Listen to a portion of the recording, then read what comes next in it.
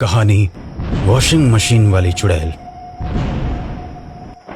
विजयपुर गांव में 3 भाई कमलेश, सुरेश और गणेश अपनी बूढ़ी माँ के साथ बड़े ही प्यार से मिलजुल कर रहते थे।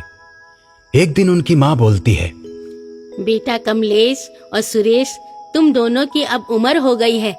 बेटा तुम मेरी बात सुनो, अब तुम दोनों शादी कर लो। गणेश अभी छोटा है, तुम दोनों की शादी हो जाएगी तो मुझे भी आराम मिल जाएगा। आखिर कब तक काम करती रहूंगी। कुछ दिन के बाद सुरेश और गणेश की शादी हो जाती है। घर में 2 बहुएं आ जाती हैं। बूढ़ी माँ को अब आराम मिल जाता है। कुछ दिन तक तो दोनों बहुएं बूढ़ी माँ की खूब सेवा करती हैं। कुछ दिन के बाद कमलेश और सुरेश की नौकरी लग जाती है तो दोनों बहुओं के मन में लालच पैदा हो जाता है कि अगर वो अलग रहेंगी तो सब पैसा बचेगा। और आखिर एक दिन वो समय आ ही जाता है जब दोनों बहुएं अपने पतियों को लेकर अलग घर में रहने लगती हैं। और अब बूढ़ी माँ के साथ उसका सबसे छोटा बेटा गणेश रहता है। अब वही अपनी बूढ़ी माँ की सेवा करता है। परिवार के बिखराव से दुखी होकर बूढ़ी माँ की तबीयत खराब होने लगती है। अब वो कोई काम सही से नहीं कर पाती। एक दिन गणेश अपनी माँ से बोलता है, माँ, तुम्हें कपड़े धोने में बहुत परेशानी होती है। मैं सोच रहा था कि एक वॉशिंग मशीन ले लेता, जिससे तुम्हें थोड़ा तो आराम मिलता। बूढ़ी माँ खुश हो जाती है। ठीक है बेटा, ले आओ, काम से आराम तो जरूर मिल जाएगा। अब गणेश बाजार में पुराने सामान की दुकानों पर जाता है और सस्ते दाम में बढ़िया वॉशिंग मशीन ले आता है। वॉशिंग मशीन आ जाने के बाद बूढ़ी माँ बहुत खुश हो जाती है। वाह मेरे प्यारे बेटे, तू मेरा कितना ख्याल रखता है। अब मुझे आराम मिल जाएगा। तो चिंता मत कर माँ, अब मैं तेरे लिए फ्रिज भी लाऊंगा, जिससे तू ठंडा पानी पिएगी। और तेरे लिए एसी भी लाऊंगा माँ, जिससे तू गर्मी में भी आराम से सोएगी। अब बूढ़ी माँ खुशी खुशी वॉशिंग मशीन में कपड़े धोने लगती है। एक दिन गणेश की माँ रात को कपड़े धो रही थी कि तभी वॉशिंग मशीन से एक चुड़ैल निकलती है, जिसे देखकर बूढ़ी माँ डर जाती है और गणेश को आवाज लगाती है। आवाज सुनकर गणेश दौड़ता हुआ माँ के पास आता है। क्या हुआ माँ? बेटा, वॉशिंग मशीन में एक डरावनी चुड़ैल है। क्या बोल रही हो माँ? भला वॉशिंग मशीन में चुड़ैल आखिर कहाँ से रह सकती है? अरे अंधेरे की वजह से तुम्हें कुछ और दिखाई पड़ गया होगा।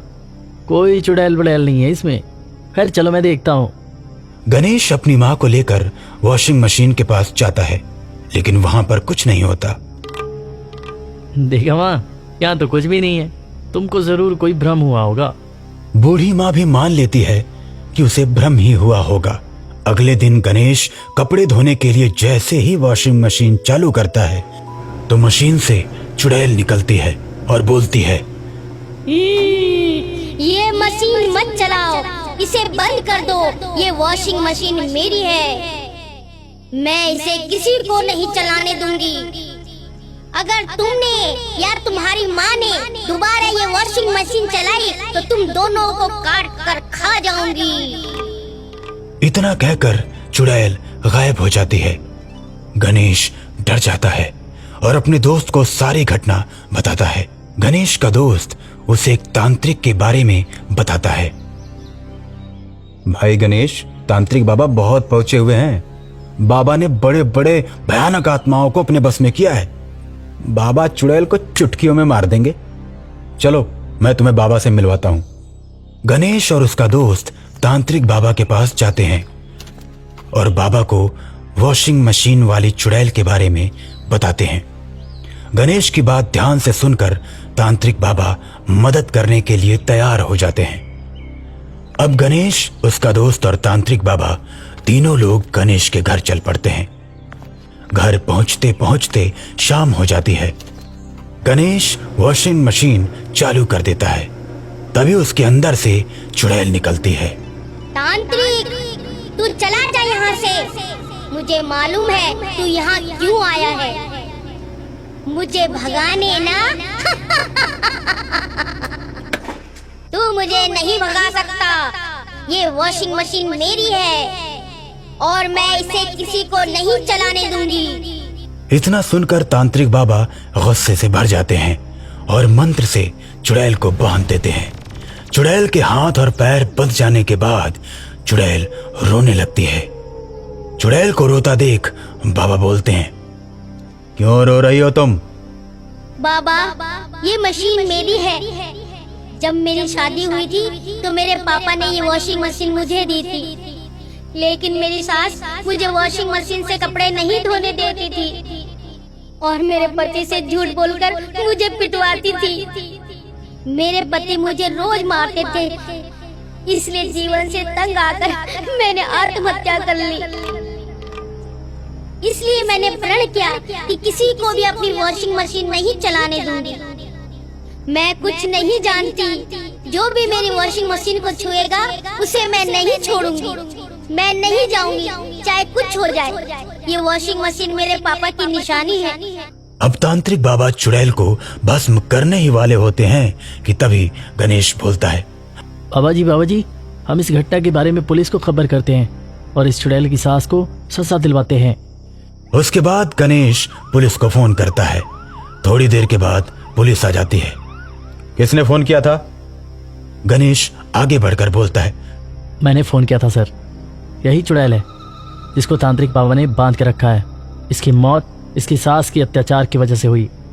चलो ठीक है, लेकिन जब तक ये चुड़ैल नहीं बोलेगी तब तक हम इसकी सास को गिरफ्तार नहीं कर सकते।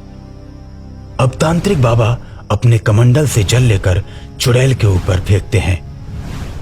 तांत्रिक बाबा की बात मानकर चुड़ैल दरोगा को पूरी घटना बता देती है। सारी बात जानने के बाद दरोगा महिला पुलिस लेकर आता है और चुड़ैल की सास को गिरफ्तार कर लेता है।